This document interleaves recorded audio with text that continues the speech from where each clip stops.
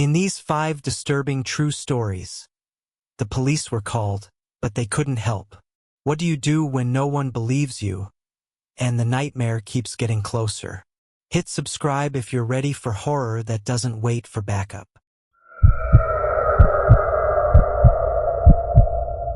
Karen Voss never believed in omens. Not black cats, not broken mirrors, not dreams that meant something. She believed in paperwork, in clean kitchens, in locking the door behind you twice. After the divorce, she'd stopped believing in a lot of things. So when she moved with her 9-year-old daughter Lily to a modest little rental house on Dove Road, a dead-end street in the sleepy suburb of Pine Brook, she didn't care that the house sat empty for nearly a year. She didn't even blink when the neighbor muttered something about the last family moving out in a rush. It was cheap, quiet, and for the first time in months, she and Lily had space to breathe. 2 weeks in, the nightmare began. It started with something small, barely worth noticing. Karen was unpacking in the living room when Lily wandered in, clutching a juice box, pale-faced. "Mom! Someone's in the backyard." Karen stiffened. She grabbed the broom, the nearest thing with a handle, and flung open the patio door. No one.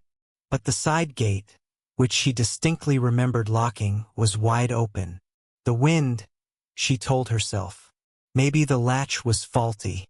That night, Lily slept in Karen's bed, just in case. At 2:19 a.m., Karen woke to a soft tapping. She held her breath. Came again. Top, top, top. She crept out of bed and moved to Lily's window. Outside, bathed in moonlight, the grass was still. The shadows didn't move, but the gate was open again. The next day, she filed a report at the Pine Brook Police Department. "Probably a deer," the officer said without looking up from his computer. "Or a neighbor's kid messing around." They promised to have a patrol car drive by. No one ever came. The tapping became footsteps. Soft, slow, circling the house. Lily stopped sleeping in her own room altogether. Then she began to talk about the whispers. "He says my name," she told Karen one morning, arms folded tight around her knees. "He tells me to come outside." Karen held her tightly, told her it wasn't real. But that night, while reviewing footage from the cheap baby monitor she'd stuck in Lily's window, she heard it too. A deep, rasping whisper. "Lie Thiele." Karen bought a second-hand motion sensor camera from a pawn shop and set it facing Lily's window. The next morning, she reviewed the footage. At 2:17 a.m., something stepped into frame. Not an animal. Not a person, at least not entirely. It was tall, too thin, with limbs that moved like they didn't understand how joints worked. The skin looked damp, almost translucent. It knelt below the window and stayed there, perfectly still, for 24 minutes. Karen called the police again, showed them the footage. They squinted. Could be someone in a costume. Looks edited. They didn't even take a copy. The smell came next. Metallic. Rotting. Karen traced it to the crawl space under the house. She unscrewed the hatch, shoved her phone inside on flashlight mode, and snapped photos.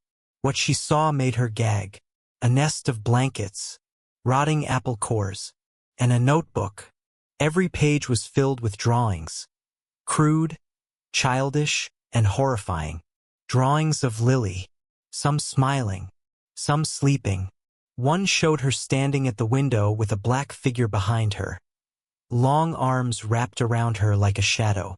Written across the last page in jagged handwriting. Sweet. Mine. Soon. Karen begged the police to intervene.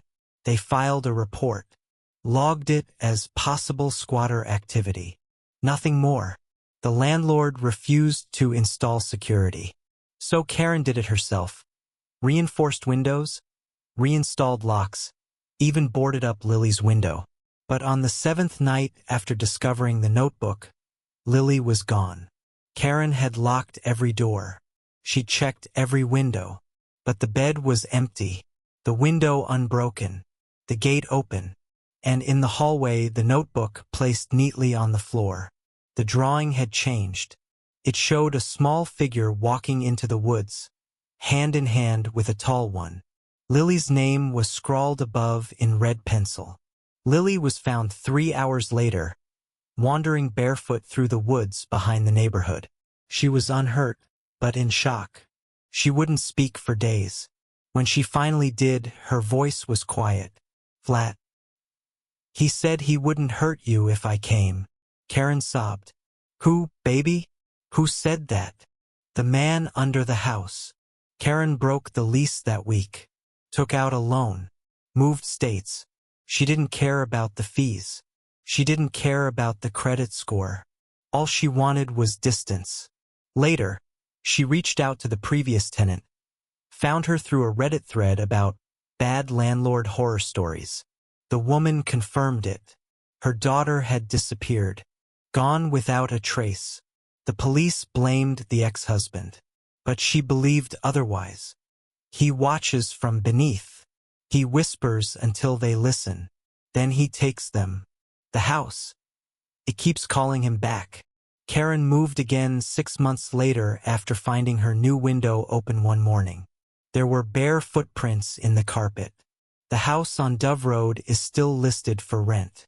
The backyard has been mowed. The side gate ranged. The crawl space sealed.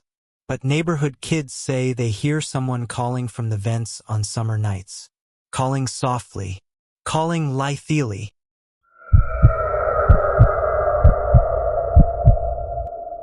Eliza Tran moved into Sycamore Crest Apartments on a warm April afternoon, alone for the first time in her life. It was a small one-bedroom on the 4th floor. Modern enough, clean enough, and most importantly, hers. After years of roommates and bad breakups, she'd landed a stable design job and was ready to start fresh. The unit had a balcony view of the city skyline and, oddly, an antique mirror mounted on the wall in the hallway. The landlord had offered to remove it, but Eliza liked vintage things. Cracked frames, gold trim, tarnished edges. She asked him to leave it. He paused, just for a moment. "Just don't cover it," he said, forcing a smile. "She doesn't like that." "She? Just something the cleaning staff say. Don't worry about it." Eliza didn't. Not then. The first time it happened, Eliza was brushing her teeth. The mirror behind her reflected the hallway, and in it, she saw herself walk past. But she was standing still. She turned quickly, heart skipping. The hallway was empty. She turned back. Her reflection was normal again.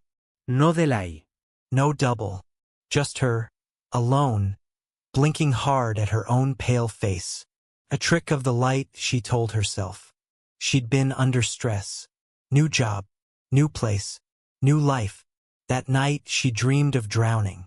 But it wasn't water, it was glass. 2 nights later, the mirror cracked. A long diagonal fracture right through the middle. And written across it, as if someone had traced their finger through soot, was one word. Stay. She stared at it, mouth dry. There were no signs of forced entry. No one could have done it. She called the building management. They shrugged. Maybe temperature changes. She called the police. They sent a young officer. She was polite but skeptical. "There's no sign of a break-in," she said, after checking the locks and windows. "You sure you didn't do this by accident?" "It wrote something." The officer examined the mirror. "Could be someone playing a prank, I guess. Neighbor with a key? Old ex? Maintenance staff?" No. "Just me." The officer took down a report. Before she left, she paused by the mirror. "That thing. You notice your reflection moves a little slow?" Eliza blinked. "Like a fraction of a second behind," the officer murmured. Then she shook her head. "Don't spend too long staring into it," she added softly. That weekend, Eliza's younger cousin Hannah came to visit.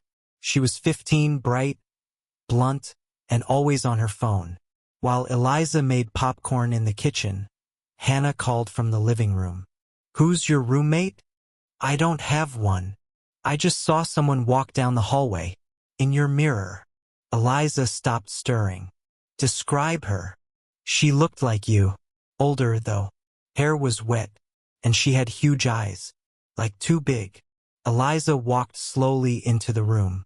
There was nothing in the hallway. Did she say anything? She asked. Hannah thought for a second, then nodded. She said, soon. They didn't sleep that night. The next day, Eliza searched online for anything about Sycamore Crest. Most of the results were bland reviews. But then she found a forum post from 2014. Do not rent here. My sister disappeared from 4C. Cops said her apartment was locked from the inside. But she told me something was watching her from the mirror. No one believed her. She's gone. The post had no replies. The account had been deleted. Eliza's stomach turned. She checked her lease.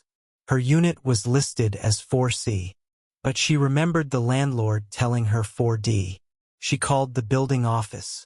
Hi, this is Eliza Tran. I'm calling to confirm my apartment number. 4C, the woman said.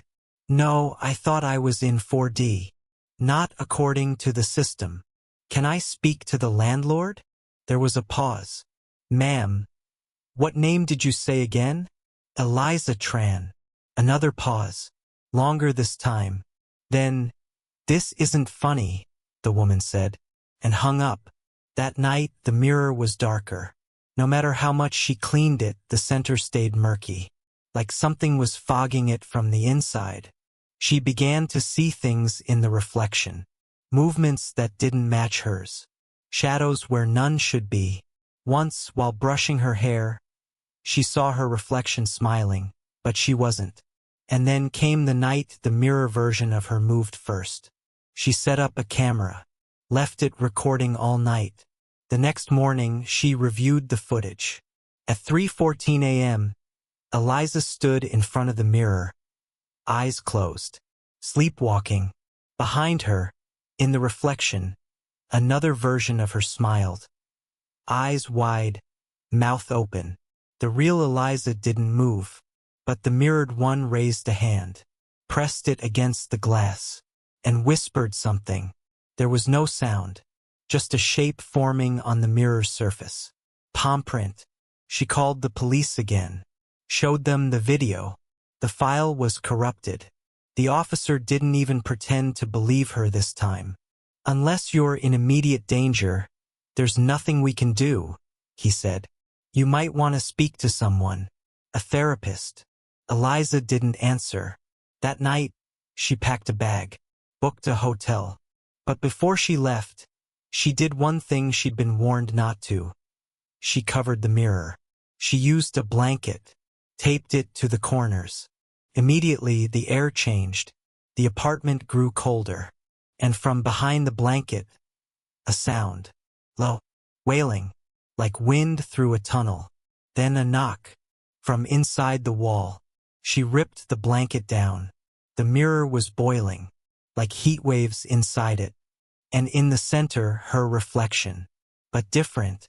Pale skin, black eyes, a too wide smile. I stepped forward and reached out. Her legs wouldn't move. The mirror cracked again, from the inside. Then the reflection spoke. You left the door open. She fled, left everything. She slept in her car for 2 days. Finally moved in with a coworker on the other side of town. Blocked the building's number.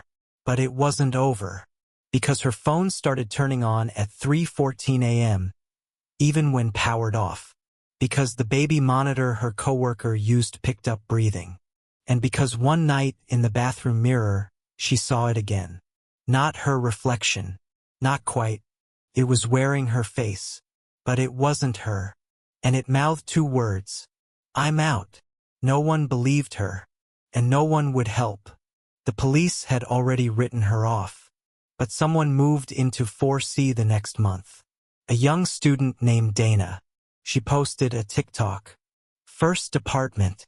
The mirror's creepy but kinda cool. Her followers laughed.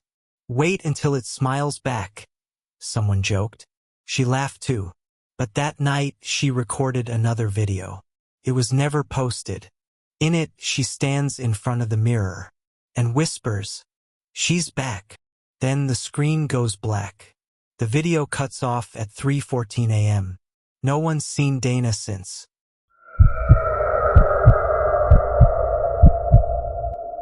James Barker was a man of routine. Every morning at 5:30 a.m., he brewed coffee, checked the weather, and drove to his job at the printing plant in Everett, Washington. Every evening, he returned to the same two-bedroom duplex just outside town, cooked dinner for one, and watched late-night reruns until sleep claimed him. He lived alone ever since his divorce. No pets, no kids, no neighbors on his side of the split duplex. The other unit had been vacant for months. The only thing that made his house unusual was his living room window. It was big, nearly the size of the wall, and James never covered it. He didn't like curtains. He said they made him feel boxed in. So every night, as the lights flickered on inside, anyone passing on the rural road out front could look in and see him, sitting in his recliner, TV humming quietly in the background. It was a habit that never bothered him. Until one night, it did. He was brushing his teeth when he glanced toward the window and saw someone standing there, not moving, not waving, just staring. A man, tall, maybe over 6 feet, pale and gaunt, face pressed close to the glass. His eyes were dark, unreadable.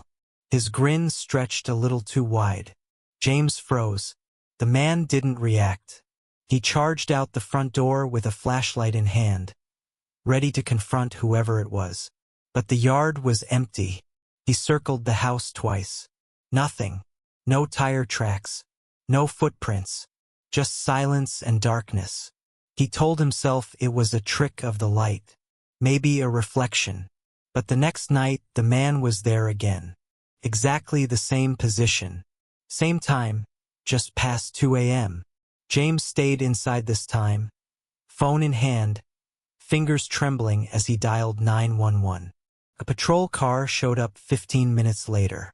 Officer Rayfield scanned the yard with a flashlight, checked the locks, and examined the grass. "There's no one here now," he said. "You got any security footage?" "No," James admitted. "Never needed it before." "Well, you might want to consider getting some," the officer said. "Probably just a prank. Could be teenagers." "Teenagers don't stand completely still for 20 minutes without blinking." Rayfield raised an eyebrow. "He just watched you? Didn't move? Didn't talk?" "Well, standing outside someone's house isn't illegal. Not unless they're trespassing or making threats. But call us again if it escalates." He gave a thin smile and left. The man returned again that night. James bought a cheap camera online and set it up on the windowsill. He stayed up until the figure appeared, right on time, 2:03 a.m. He stared at the camera, then at the man. The figure never moved, never acknowledged anything. Just stood there, motionless. Eventually, James couldn't take it. He ran to the door, yanked it open, and shouted, "What do you want?" The yard was empty. He ran straight to the camera, pulled the SD card, and reviewed the footage. Nothing. No man. No shadow. No sign that anything had been there at all. The window showed only an empty yard. He stared at the screen, heart pounding. The next day, James visited the police station in person. He demanded to speak to someone higher up. Detective Simone Ellis met him in a quiet room and took notes as he explained the situation. "You're saying you see a man outside your window every night, but he doesn't show up on camera?" "Yes. Same time. Same place. But it's like he's not real." "Have you been sleeping well, Mr. Barker? Any history of stress?" "Sleep disorders. I know what I saw." She gave him a card for a therapist and said she'd look into any nearby complaints. That night, the man returned. James didn't sleep. The next morning, he spoke to the neighbor from across the field. A woman named Kendra, mid-20s, who had just moved into the other side of the duplex. "You ever see anyone outside my window?" he asked, trying to sound casual. She paused. "Last night, actually. I figured he was your friend." James froze. What did he look like? Tall. Like too tall. Long face. He wasn't moving. Just watching. It was weird. "You didn't think to say anything? I figured you knew him. Or..." She hesitated. "Or maybe I imagined it." James didn't reply. That evening, he noticed a strange symbol etched into the paint just below the window, like a circle with 12 ticks, and an eye in the center. He scraped at it. It wouldn't come off. That night, the man returned. But this time, he pointed at James. Just one bony finger, slowly rising to indicate him. James backed into the hallway and threw up. The next day, he went to the library and asked the local archivist about the symbol. The man paled. "That's not something you see often." "What is it?" "It's old. Pre-colonial. Protective. A ward. To keep something out?" The archivist shook his head. "To trap it." James stared at him. "Then why is it on my side of the window?" No answer. Kendra knocked on his door 2 nights later. "He's at my window now," she whispered. James followed her into her apartment. There, through the back kitchen window, stood the same man. Identical. Unmoving. But this time, his grin looked wider. James stepped outside, heart pounding. The man didn't move. He raised a flashlight. The light flickered. The man blinked once and opened his mouth. No sound came out. But James felt something in his chest twist. A wrongness. Like vertigo, but inside his bones. He stumbled back. That night, he nailed boards over every window in his house. 2 days later, Kendra vanished. No sign of struggle. Her phone and wallet were still on the counter. Her door was locked from the inside. The police found no evidence of a crime. They filed a missing persons report and left. James begged them to search the woods. They shrugged. She had probably left of her own accord. No one listened when he said the man took her. The next morning, James found a single greasy handprint on his inside wall, opposite the boarded window. His dog wouldn't stop barking. He set up 4 cameras. None of them showed the man. But every morning, new scratches appeared on the inside of the door, like someone was trying to get in, or trying to get out. 2 weeks later, James disappeared too. His co-workers reported him missing. The police entered his home. What they found inside disturbed even the seasoned officers. The walls were covered in drawings, hundreds of versions of the same figure. All grinning, all staring. In the center of the room, James' recliner was still warm. The windows were nailed shut. The last line of his journal sat on the coffee table. "Don't look out your window at night. He only needs you to watch him once. That's the rule. If you break it, he gets in." No trace of him has ever been found. But since then, neighbors say they've seen someone standing at the empty window of that duplex. He doesn't move. He just waits.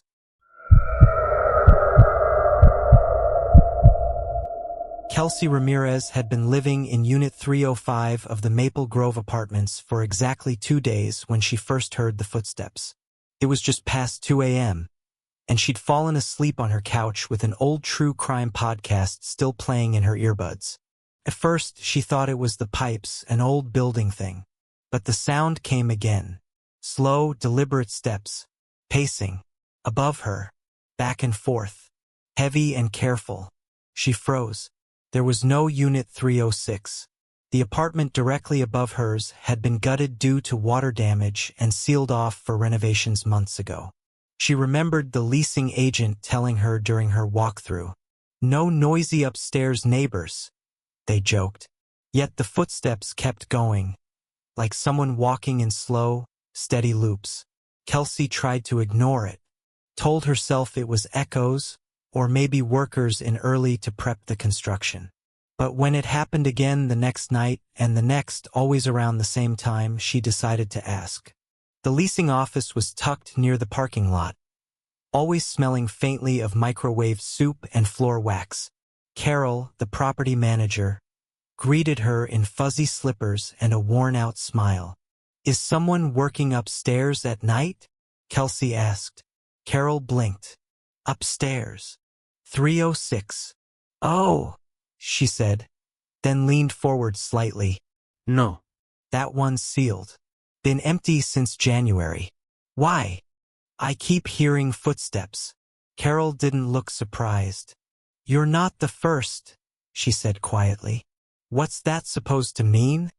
Old tenants complained, too. Some said it was pipes. Others said, well, weird stuff. But we've had it checked. There's no one up there. "You're sure?" Carol gave her a look that made Kelsey feel like a child asking about monsters under the bed. "Unless they're floating." That night, Kelsey stayed up.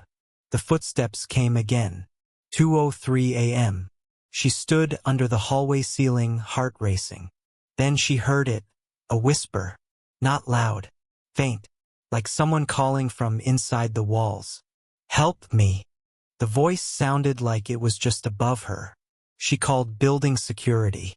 Darnell, the overnight staff, came up with a giant ring of keys and a reluctant expression. "You heard it too?" he muttered. He unlocked the stairwell door and went up alone with a flashlight. 10 minutes passed. When he came back, he was pale and sweating. "No one's up there," he said. "You sure?" He didn't meet her eyes. "I'm not going back in there again." Kelsey demanded they call the police. 2 officers came. They swept the upper unit. Clean, dusty, completely empty. They offered to write up a report but found no signs of forced entry. "No crime here, ma'am," one said. "Could be sleep deprivation. Or an echo chamber effect. These older buildings play tricks on sound." Kelsey didn't sleep that night either. The next morning, she noticed a thin scratch along her shoulder blade, like a nail or splinter had dragged across her skin. She didn't remember getting it. That night, she set up her phone on video and left it facing the ceiling. She hit record and went to bed. The next morning, she reviewed the footage. At 2:04 a.m., the ceiling creaked.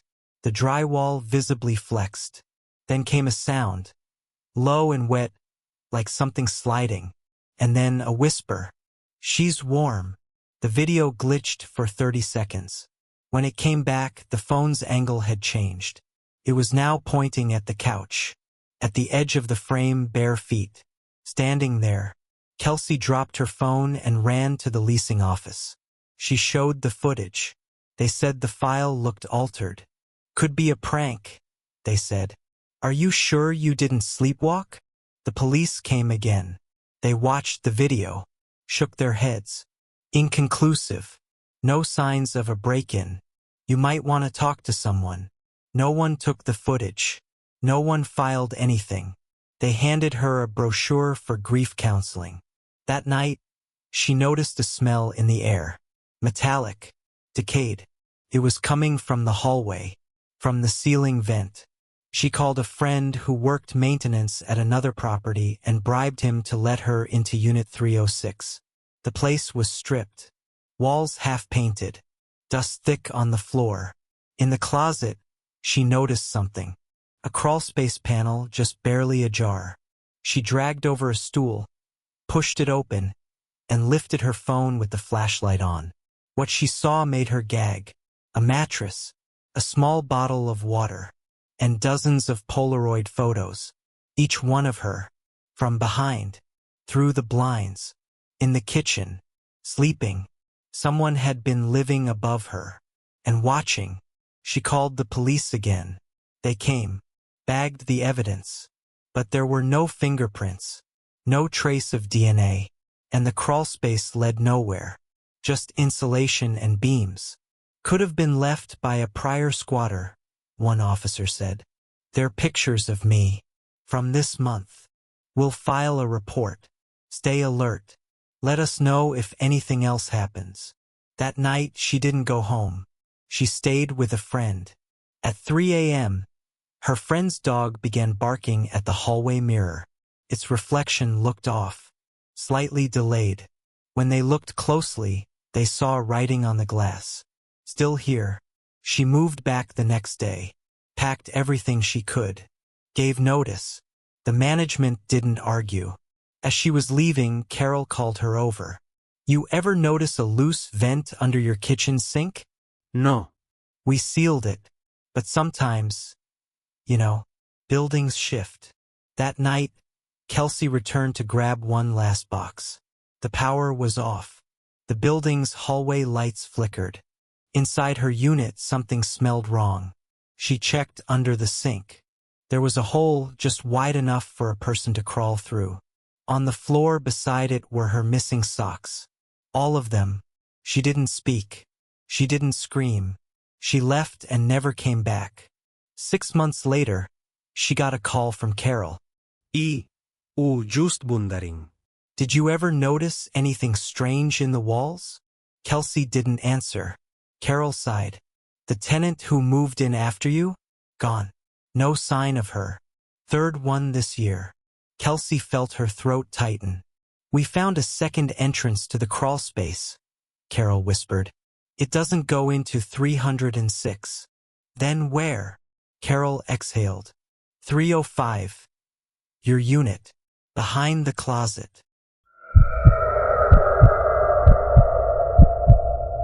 In June of 2019, for friends Lena, her fiancé Trevor, and their close friends Dylan and Mia, set out on a weekend backpacking trip into Pine Hollow Reserve, a dense and mostly untouched forest in western Montana.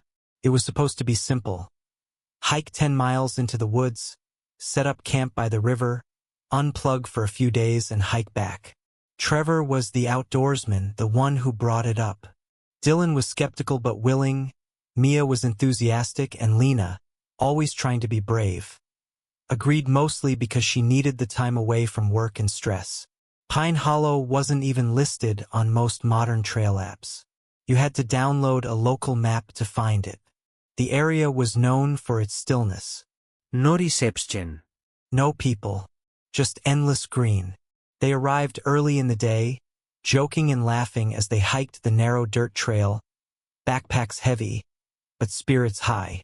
By evening, they'd found a clearing with a good view of the trees and an overgrown trail that twisted deeper into the reserve. The sun bled through the treetops. They set up 2 tents, built a fire, and ate instant noodles under a clear sky. At 1:23 a.m., Lena woke up. Trevor was gone. She unzipped the tent slowly. The fire had died to embers. The forest was silent. She whispered his name. Nothing. She checked the edge of camp, then shook Dylan and Mia awake. The 3 of them called for him, at first in hushed voices, then louder. Nothing. Then Mia saw it. Trevor's backpack, just off the trail. It was zipped shut. His phone and wallet were inside. Next to it were bare footprints. They weren't Trevor's.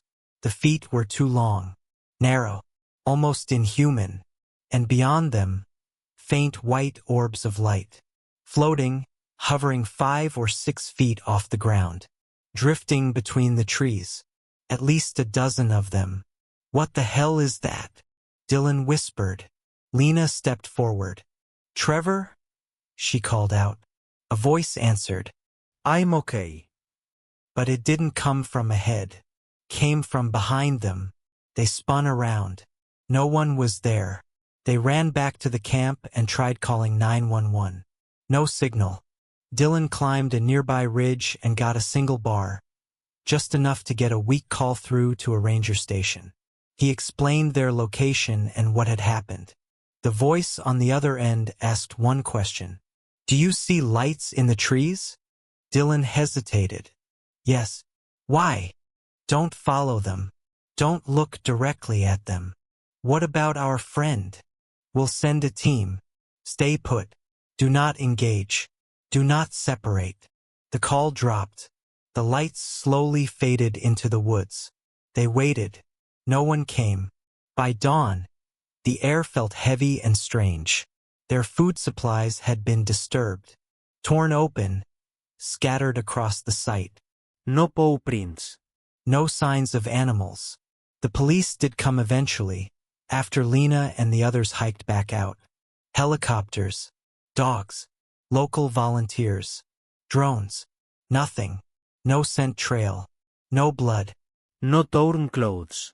Just Trevor's bag and a strange silence. 3 days later, the official statement was issued. Presumed lost due to disorientation and exposure. Case closed. But Lena knew better. Because at exactly 1:23 a.m. every night after she returned home, her bedroom lights would flicker.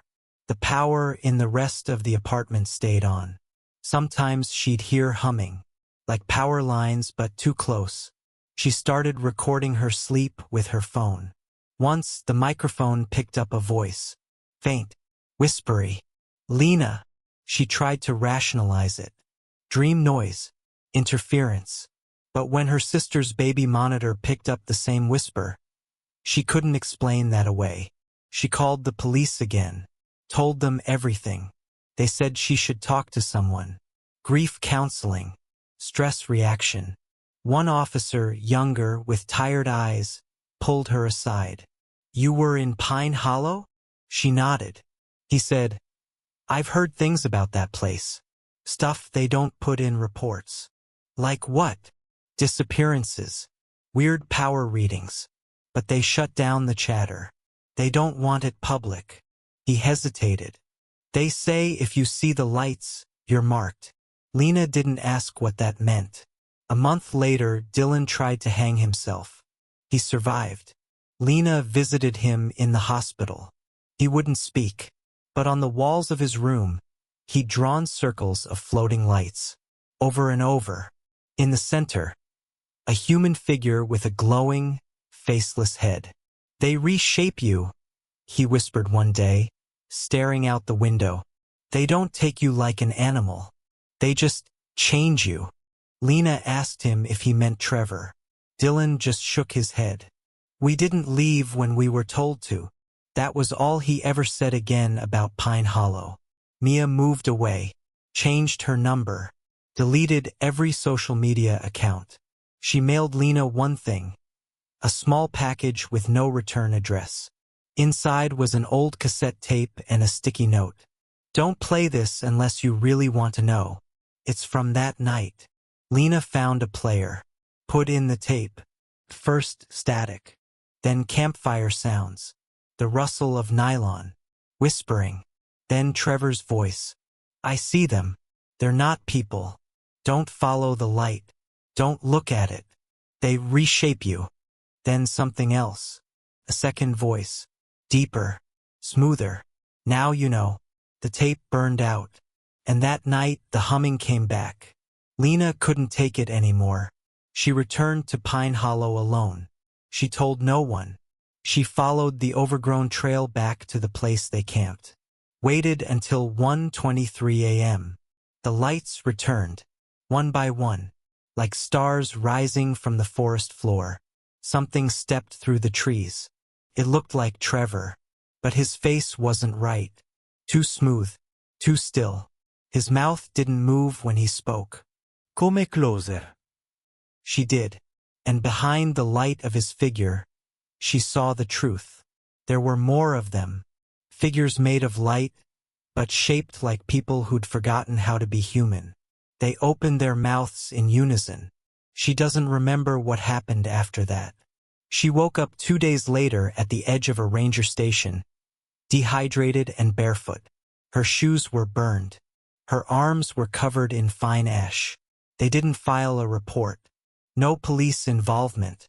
One ranger, older, handed her an envelope before she left. Inside, a map of Pine Hollow, covered in red excess. Names, dates, dozens of them. People who had gone missing in the last 20 years. Most never publicly listed. At the bottom, in red ink, do not investigate. Interdimensional anomaly. Containment priority. No media. No police. The ranger said, "You're not crazy, but don't go back." They remember. She didn't go back. But each year on the anniversary, Lena says the lights appear again. No matter where she is, they wait, quietly. One night, she took a picture out her window. 3 orbs hovered just outside the glass. In the reflection of the window was Trevor, smiling, not blinking,